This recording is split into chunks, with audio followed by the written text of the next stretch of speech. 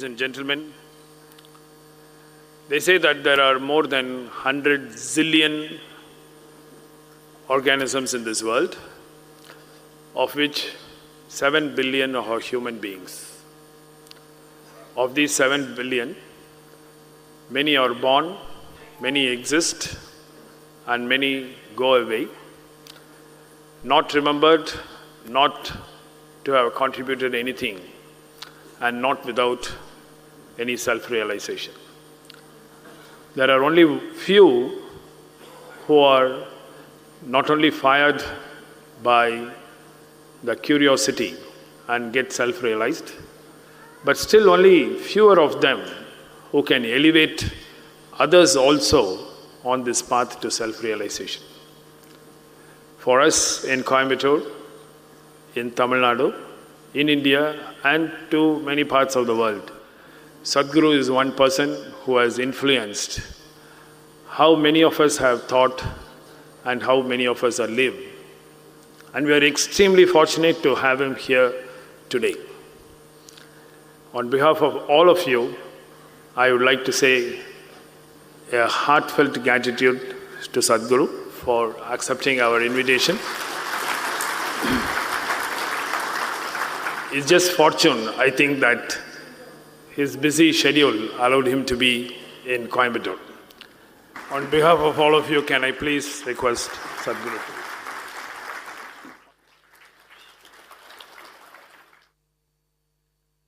Jananam sukadam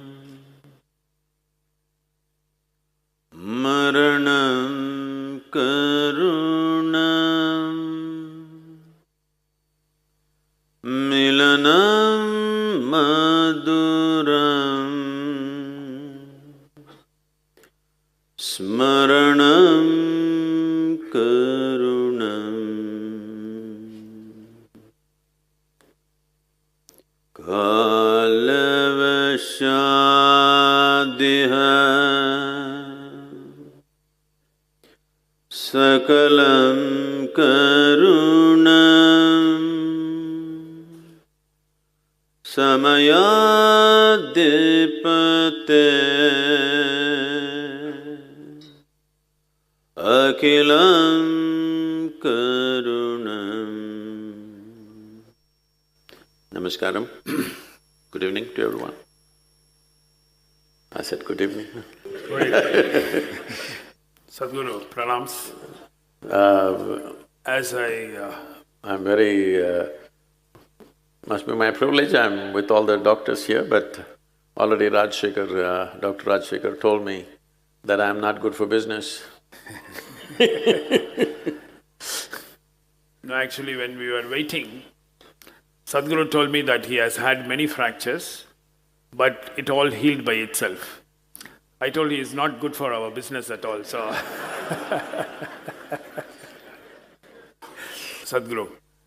So, we are having a huge audience of more than 5,000 doctors from more than 18 countries. So, all my questions are going to be many things that the people have asked you, but I'll ask from a medical angle. So, as doctors, this is something that worries us or makes us wonder. Because we do see patients who seem to be at the receiving end of the wrong end of fate. How do you explain a patient going in a bus, sitting on the 5th seat in the center, nobody in the front 4 seats get injured, nobody behind him, but he gets grievously injured. And he comes to the hospital, and some people get all the possible complications when they go through the treatment. There are others who are involved in major accidents, but something seems to be helping them to get better so fast. It looks like there is somebody one hand telling, "Thou shalt live," and to the other person, "You have a bad fate, it's time to go." This is a bad thing coming from a doctor. Yeah, but it is a fact. We won't tell anybody. See, what you call as physical dimension of life is a mechanical process. The very fact that you call it an accident, it means something unexpected happens. So, when two mechanical objects collide, what will break is nobody's guess, all right? That's how it is. That's the nature of physical existence. So we should not try to read any mystical dimensions into a simple mechanical situation, that's one aspect of it. But at the same time, as there is gravity, as there is weak and strong nuclear forces, as there are many physical forces which rule the mechanical aspects of life, there is a dimension. This word has become religious, so people will mistake this. Here in Tamil we call it Arul, it's called grace. This entire culture is based on this, that Indian people, wherever they see anybody, somebody says he is a sage, somebody says he is a saint, somebody says he is a yogi, wherever people want to receive blessings, they want to accumulate. Because they understand that either your mechanical parts can work without lubrication and wear out quickly, you know the joints. If there is no lubrication, any machine will wear out quickly. It doesn't matter how good it is. It doesn't matter how well designed it is, how great it is. If there is no lubrication, it'll wear out. So there is a dimension which… there are many words in Sanskrit, but in English generally it passes off as grace. So if you earned grace, if you have become receptive to grace, there is lubrication.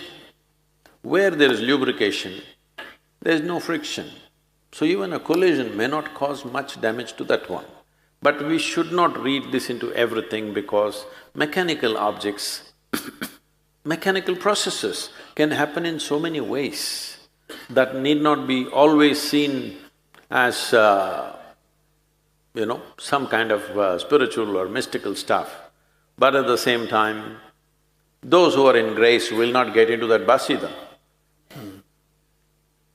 But it does not mean just because you have grace, you will not get injured, you will not die. Maybe it's a good thing for somebody to die today. I'm sorry, I'm saying such a thing. I'm saying for a whole lot of people, many things that they logically think are bad, if they examine it carefully in their life, it might have been the greatest blessing in their life. So, I must tell you this story. Is it okay? Oh yes, we love stories. This happened a few years ago. I like to go into vegetable markets, this is one of my fads. When I'm driving on the highway, if I see a shandy, I will stop, get down and get into the vegetable market. Well, I have no cooking coming, I can't take these vegetables and cook somewhere. But in India, buying vegetables is an art. In our families, they trained us from a very young age how to buy vegetables. For what you must buy how. Different things. When we were young, our family's boys are trained how to buy fish, how to buy meat, how to buy vegetables, for which dish, what kind of vegetable you must buy, this is a big training process. So, I'm well versed in those things, so I get down and go around, bargain and bargain, because you must bargain, because it's not just about vegetables, this is a kind of an interaction. So I bargain everything. When they come down to my price, I just give them the money, not take the vegetables and go on, because I have not come there for vegetables, I have just come for the experience, just trying my skills. So, one day I went in Bangalore city into a vegetable market. There's a small vegetable shop, very small one. A man was sitting behind it, I just looked at him. He was just a shining being. I just looked, my God, what is he doing here? Then he turned and looked at me, our eyes got locked, and I just looked at him and he burst out laughing. I also laughed and went up to him and asked, what the hell are you doing here, selling vegetables? Then he said, you come sit here. So he made me sit in his vegetable shop and he told me his whole story. I'll try to make it very brief. He got sick. and he got admitted into a general hospital in Bangalore. A general hospital, general ward is acclimatization to hell, normally, I'm sorry. So he was there and every day he thinks he's going to die, but he doesn't die. One more day, it goes like this. Every day he thinks he's going to die and he doesn't die. After over 2 months, his wife stopped coming to the hospital. She got tired of visiting this guy. He's neither going to die nor to get well. Then the demand for the beds became such, they put him outside in the corridor. With just one sheet, he was in the corridor of the government hospital for another 2 months. Every day he thought he will die, but he did not die.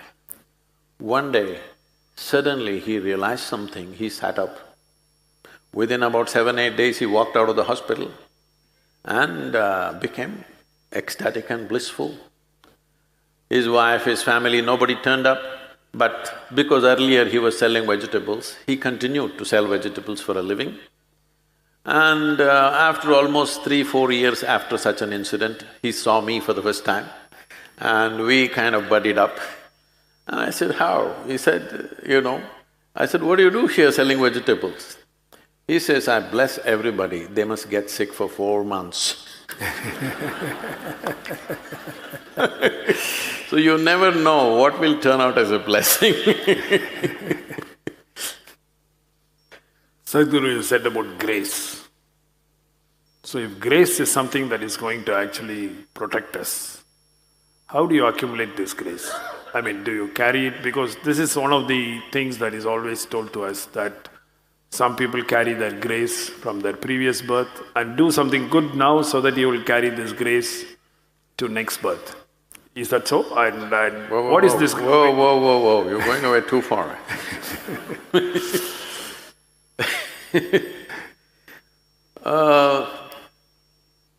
See, grace is available to everybody. It's like sunlight.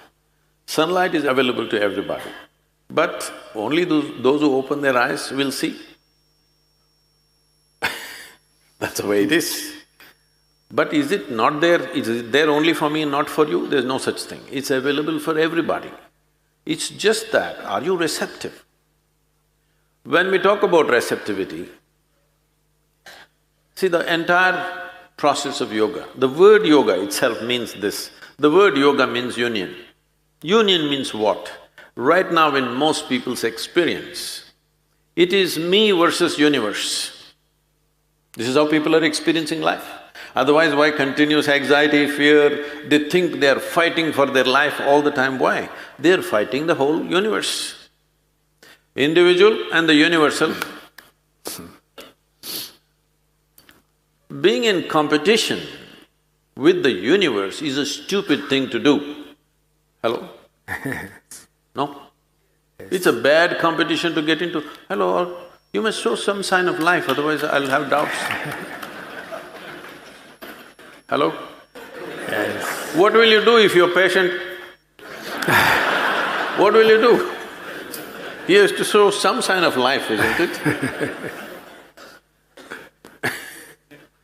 Because your orthopedics, if you press on their pain points, of course they'll come alive.